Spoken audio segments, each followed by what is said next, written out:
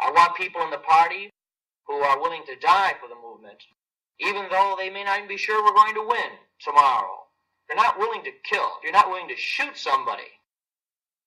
Because there was no rally, and I believe to an extent it was because of the intimidation, there's no example that really can be used for what might have happened.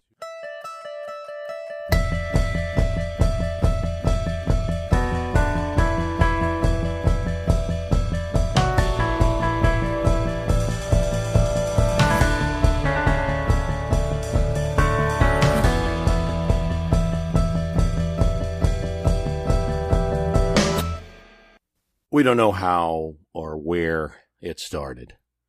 So said the grandmother of Frank Collins, a high school dropout, born to a Jewish father who had decided it would be a good idea to don the Nazi uniform. He tried going to university, he was a bit of an outcast, and started getting involved with the American Nazi Party, and then thought it would be a good idea to organize his own organization when the American Nazi Party didn't make him the new leader and march against Jews and blacks in Chicago. It was a white neighborhood, a neighborhood which had reacted harshly to the civil rights movement. Indeed, in 1966, Martin Luther King had been beaten in the neighborhood. Chicago did not think it was a good idea. It was a big city with lots of protests. This was the 1970s. They put restrictions on him.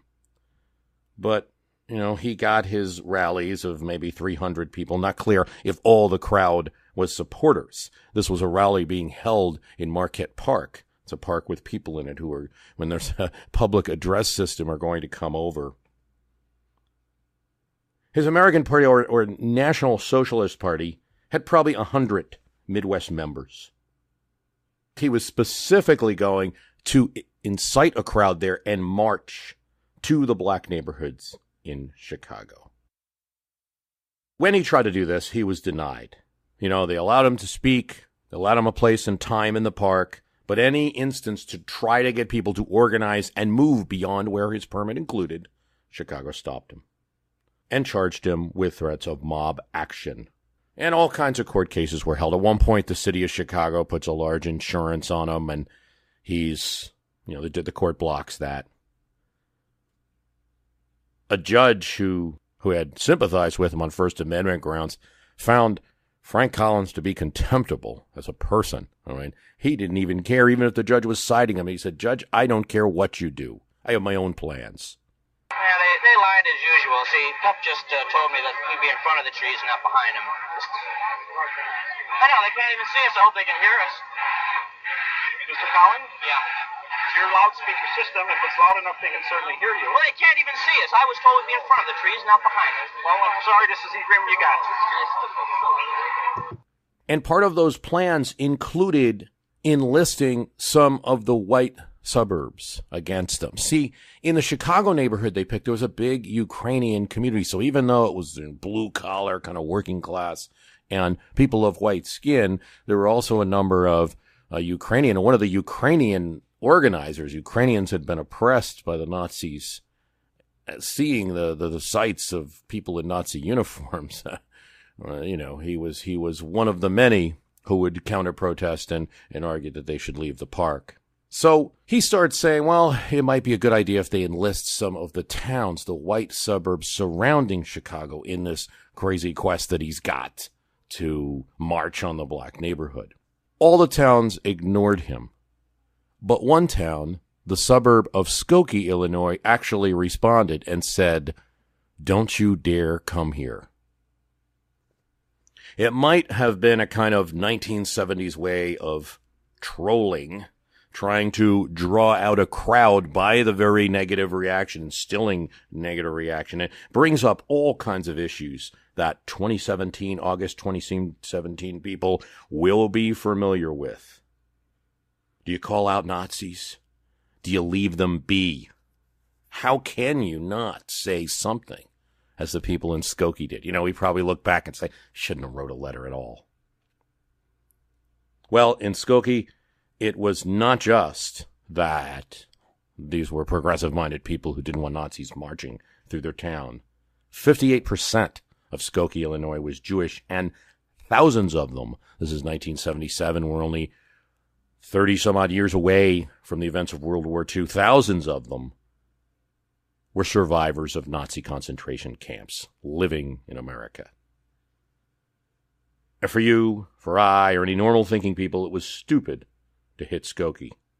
For Collins, it was like, this is the jackpot. We're going to get lots of attention from this. So then he focused the efforts of his organization not on Chicago anymore, but now on Skokie, Illinois. And they not only announced that they were going to make a march, but there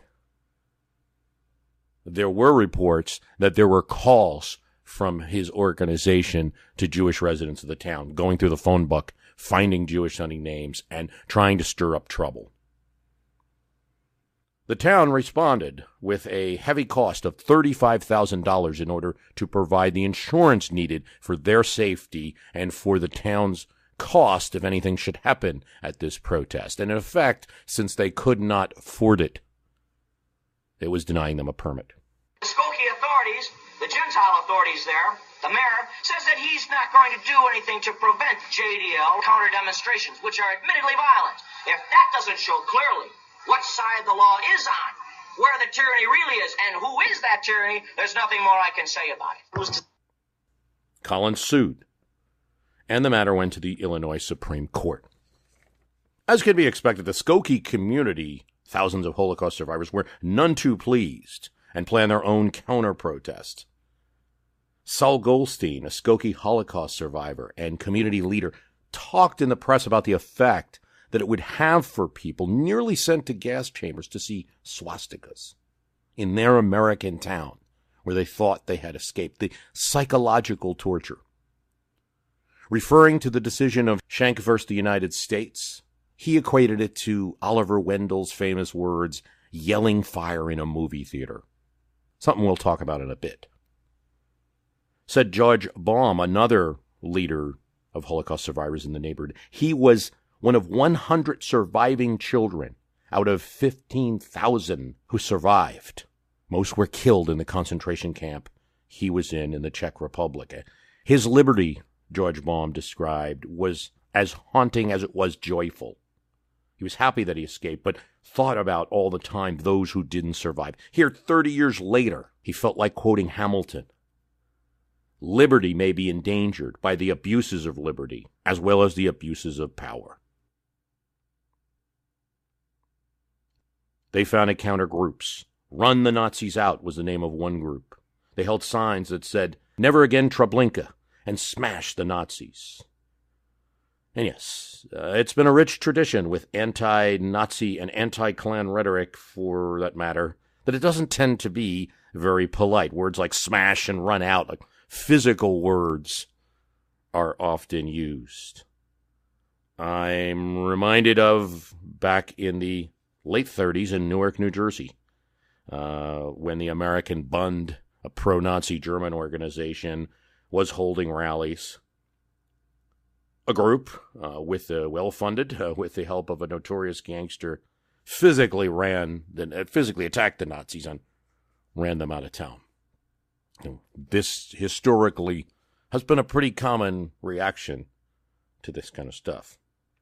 The events of Charlottesville conjure up all of these issues that we'd probably rather forget. A horrible event, a tragic death of a protester, and deaths of 2 police that were only at the scene in their helicopter because they were monitoring the rally. In general, the idea of being fascist has always been a violence idea. Violence, though, has always been an American idea. Violence, though, is troubling, and so no one should use it or mix it up with free speech. Yet, you see things like that. Smash, run out of town. We're going to surround you. Protest and counter-protest can be like 2 armies arguing. It's up often for a thin line of police to prevent it. Social media now is allowing more types of speech to be heard and allowing it better to organize nationally than it's ever been. It used to be that protests had to be somewhat local. Even travel was a little harder than it is now. With the blurring of issues, maybe the losing of robes and actual swastikas in all cases, a president who's using the bully pulpit to give greater attention to fringe groups, retweeting things that are coming from people who are obviously leading hate groups. There aren't precedents for everything in history. I've always been clear about that, and now times seem so crazy that it's worth repeating. Like, why even talk about history? Everything's so different. Now, there's not precedents for everything, but there's always some context. Skokie, Illinois, 1977 to 78 provides some historical context, though some of the discussions this week about it, where it's come up, have been a bit too general. People, you'll see quickly, referring to the rally in Skokie, or saying that the Skokie decision in the Supreme Court means you can do anything you want. Well, that's all true, except there actually wasn't a rally in Skokie, and there wasn't truly a Supreme Court decision. That's sort of. We'll get to that. Back to the story. The National Socialist Party, Frank Collins' group, took Skokie to court, and they received help from an odd place, the ACLU, American Nazis representing the groups who had come to power in Germany and killed Jews, showing allegiance to them, were now being defended by a liberal organization with many Jewish members, including their legal director, Ari Neir. Neir and the ACLU took Skokie to court. It wasn't out of ordinary for us to do this at all, he said in a recent interview. And Neir feels really strongly that he did the right thing. It had been our practice to defend the speech of everyone. In Mississippi, the ACLU had defended the Klan's right to speech. And it wasn't easy. It annoyed some of the members of the board. White and black members of the board in Mississippi didn't like it. But they came to the aid of the Klan's right to speak. But the reaction to Skokie was visceral. Tens of thousands of members left the organization in 1977. The Jewish Defense League, led by Rabbi Meir Kahn, protested at the ACLU offices. The rabbi got in with a group that caused a ruckus, that caused protests right in their office. They even found out where Neir lived, where his apartment was, and protested the ACLU's main lawyer on his block in front of the entrance to his apartment. Here we see this defender of free speech was seeing a dark side of other speech and was forced to use an underground garage for months.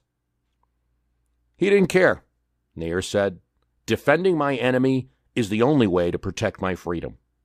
It's dangerous to let Nazis have their say, but it's more dangerous to destroy the laws that deny anyone the power to silence Jews, if Jews need to cry out." And that's what he said in a 2016 interview. One thing that the ACLU had long fought against was a concept called the heckler's veto, and that's something that you see in today's cases and certainly was in effect in Skokie. That, in other words, if a town or a government entity can say, well, your rally is going to make people so indignant that they're going to get violent, so therefore you can't speak, the heckler, the person who's the strongest disruptor, will always have a veto over any speech. Hill versus Colorado was one that expressed this. In response to protesting at abortion clinics, Colorado legislated that protesters within 100 feet of any healthcare facility may not approach within 8 feet of any other person without consent for the purpose of protest, education, distribution of literature, or counseling. The legal question in hand was, does Colorado law potentially violate the First and 14th Amendments? In that case, the court said yes. Protecting the well-being of patients entering or exiting healthcare facilities is specifically targeted by the legislation because they're most likely to be emotionally and physically vulnerable. It's like New York versus Rock Against Racism in 1989. The court has allowed New York to require its own sound system and operators and noise controls for any Central Park concert, but not to limit groups from having a concert at all. Says Nair, not a fan of the heckler's veto arguments reducing speech. As long as it's not spontaneous, it should be possible to have a police presence if all are noticed. In the same context of what we're talking about, these issues were aggressively confronted with in the case in the Supreme Court in the Commissioners of Prince Anne case, where in Maryland, a hate group was having a rally, and the Commissioners of Prince Anne decided to limit them, deny their permit for 10 days, then extended it to 10 months. And the Supreme Court said, deciding many precedents, you cannot do that.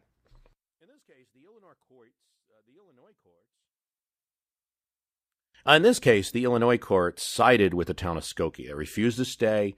They refused an expedited hearing on all matters.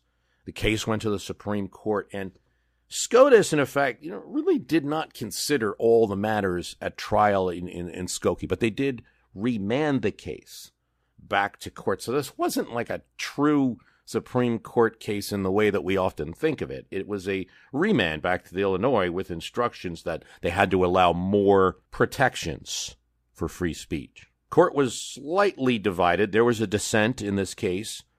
Justice Rehnquist, Chief Justice at the time, Berger, Potter Stewart, saw no reason to grant urgency. The court had held, hey, you have to grant them an appeal because their right to speech is being disrupted here. In other words, if they have to appeal this thing, it's good through the normal process. It's going to take at least a year before they can have the rally. Rehnquist, Stewart, Berger saw no reason for that level of urgency. And the Illinois court, they considered the arguments that the psychological impact the swastika would have, particularly in a community of Holocaust victims. They considered that, but they ruled that freedom of speech was greater, and that the swastika was a symbol of speech, and it was protected. Nair's memory of the case, one that he's proud of, is that it worked. His theory was there were, quote, little band of Nazis, and right after they won the case and won the right to speak in Skokie, what do? Frank Collins calls the march off. They disband. The organization's in ruins. He's forgotten about. Actually, he ends up being convicted of child molestation later. Really strange case because one of his neo-Nazis turns him in, perhaps in a bid for power. Frank Collins becomes a supporter of paganism, and an advocate for it in the 80s and 90s, and isn't heard from much. It's interesting, these cases, because it does show you that sometimes, we're talking about Nazis, it could just be a person that's a little off. That's at least what happened in that case. The case that the Supreme Court relied on, there's many of them. Brandenburg versus Ohio, that controls here. It was an Ohio case involving the KKK, where the Grand Wizard of the KKK in Ohio had invited a TV reporter to come see what they were doing. And then Ohio charged them with statutes that surrounded crime syndication and conspiracy and things like that. In the Brandenburg, the court said, the mere abstract teaching of the moral propriety or even moral necessity for a resort to violence or force is not the same thing as preparing a group for violent action and steeling it to such action. Accordingly, we are here confronted with a statute which, by its own words and applies, purports to punish mere advocacy and to forbid, on a pain of criminal punishment, assembly with others merely to advocate the described type of action. Such a statute falls within the condemnation of the First and 14th Amendments. Okay, that's how strongly the Supreme Court, that decision goes back to the 60s, feels about speech. There's numerous other decisions that join that case.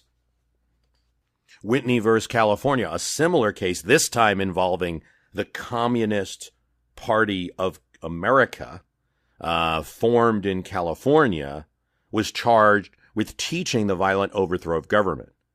And in doing that, the court held that what Oliver Holmes previously had said about clear and present danger being a situation where you could limit speech, no shouting fire in a movie theater. That's from Schenck versus the United States. Famous line. It was during World War I, and Schenck was trying to disrupt recruitment efforts, drafting efforts for World War I. Oliver Wendell Holmes, by the way, didn't feel so great about the decision after consulting with legal scholars. And later, in the Abrams versus United States case, there's this fellow who's protesting the Wilson administration's intervention in Russia in 1919. This is after World War I has been settled, but we're sending troops to Russia. And Oliver Wendell Holmes sides with the dissent in that case. Here's the argument that he makes. I want to get back to it. It's something I'll get back to. But a silly leaflet by an unknown man should not be illegal. But in this case, much later, Whitney versus California, the court uses Holmes' argument to say that the state, in exercise of its police power, has the power to punish those who abuse their rights of freedom of speech by utterances inimical to the public welfare, tending to incite crime, disturb the public peace, or endanger the foundations of organized government and threaten its overthrow. In other words, words with a bad tendency can be punished. But it's in Whitney versus California where Louis Brandeis makes what many people consider one of his best dissents and one of the best defenses of freedom of speech. And I'll read that dissent because it's a dramatic moment in the court. Those who won our independence believed that the final end of the state was to make men free to develop their faculties, and that, in this government, the deliberative forces should prevail over the arbitrary.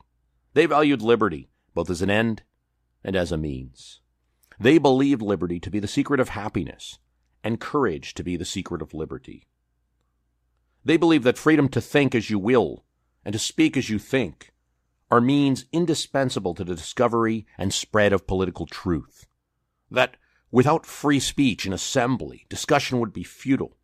That with them, discussion affords ordinarily adequate protection against the dissemination of noxious doctrine.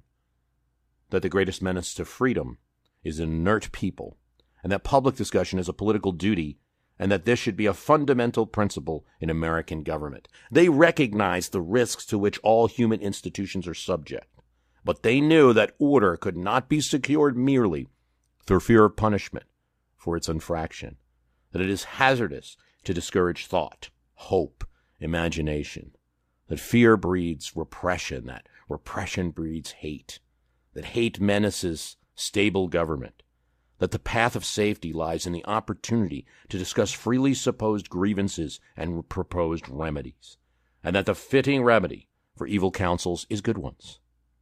Believing in the power of reason as applied through public discussion, they eschewed silence coerced by law, the argument of force in its worst form. Recognizing the occasional tyrannies of governing majorities, they amended the Constitution so that free speech and assembly should be guaranteed. It's in the Brandenburg case where the court cites the dissent of Brandeis and reverses Whitney versus California. That's still the controlling law today, and if in the events in Charlottesville, look, why would a rally even take place? That's your controlling law. Now, I don't cite this great dissent of Brandeis to necessarily just simply celebrate and to sing a song of how great the First Amendment is and how great our courts are and these heroic justices are for defending it. I do think the issue requires a lot of thought, and it's not as easy as it might seem. I mean, there's a lot of chest beating over Skokie, particularly from the ACLU, Nair, still to this day. The free speech is good. And Nair in his book, Defending My Enemy, just makes that point again. If I don't defend this Nazi, I don't have the freedom to speech. On the other hand, people will make the argument that what are the Nazis doing? Well, they're using their free speech to try to end it for others at some point. They're walking through the door of democracy to shut it. But our court system feels much that the greater threat is from the lack of speech. Chief Justice Roberts, in the most recent Snyder v. Phelps decision, this is the decision where the horrible Westboro Church was protesting at soldiers' funerals, with despicable signs. And so for the father, Snyder, having to bury his son, he also had to deal with these protesters. They kept him far away. You could see the top of the pickets from where the funeral was held. They couldn't see the signs. They were at a nearby street. Here's Chief Justice Roberts. Speech is powerful. It can stir people to action, move them to tears of both joy and sorrow, and, as it did here, inflict great pain. On the facts before us, we cannot react to that pain by punishing the speaker. As a nation, we have chosen a different course to protect even hurtful speech on public issues, to ensure that we don't stifle public debate. And one of the things that I like to bring up about that case, Snyder v. Phelps, is the lone dissent of Samuel Alito. He points out in his dissent that he felt Snyder, the father of the fallen soldier, had an elementary right to bury his son in peace. Members of the church had no right to launch a verbal attack on Matthew and his family at a time of acute emotional vulnerability. Our profound national commitment to free and open debate is not a license for the vicious verbal assault that occurred in this case. In another case, U.S. v. Stevens, this one involving videos that showed animals being mutilated, Alito also disagreed with the decision by Chief Justice Roberts.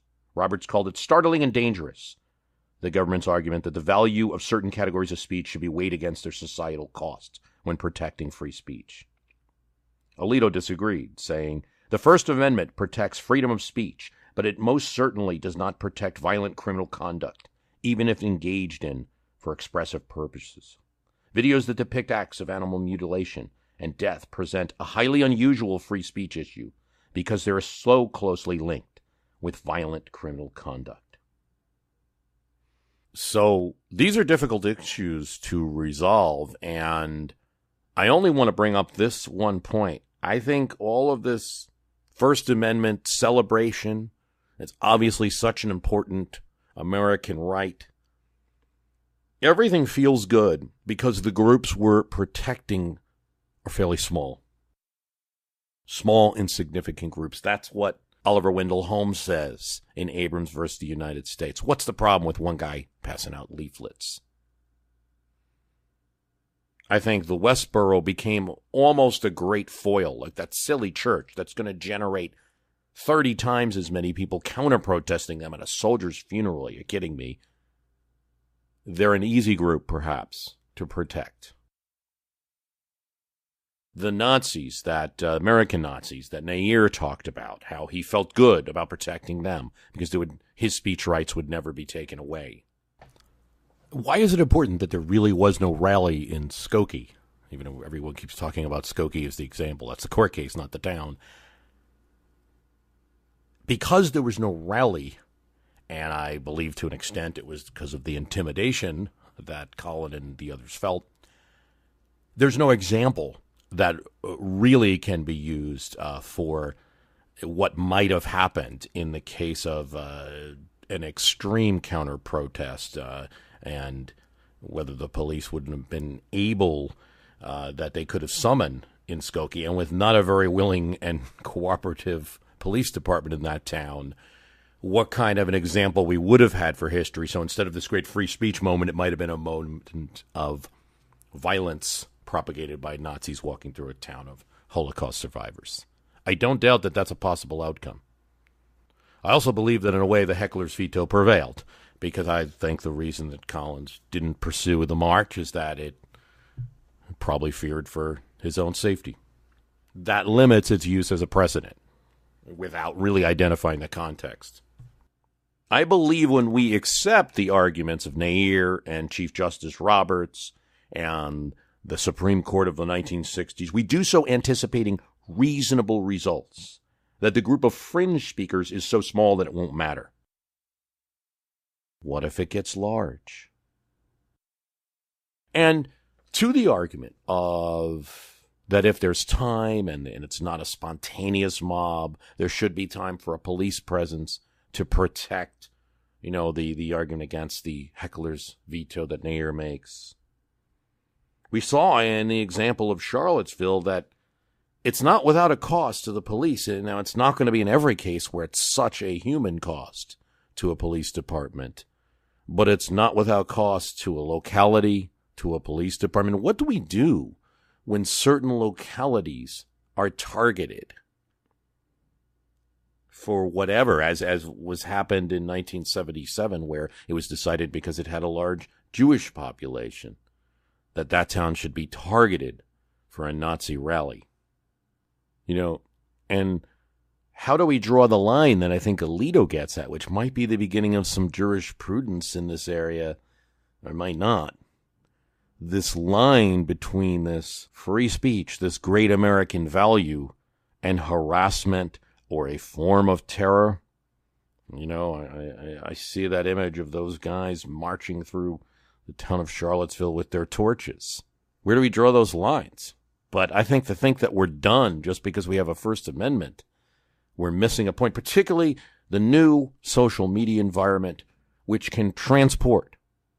It's almost like a form of a teleportation device has been invented. Now, it hasn't been, but in organizing and information, it has been. So you can get people from California, Ohio, Kentucky, other places in one rally in Virginia at the same time and coordinate. You can get large crowds targeting a terrified locality in a better way than would have been possible in the past.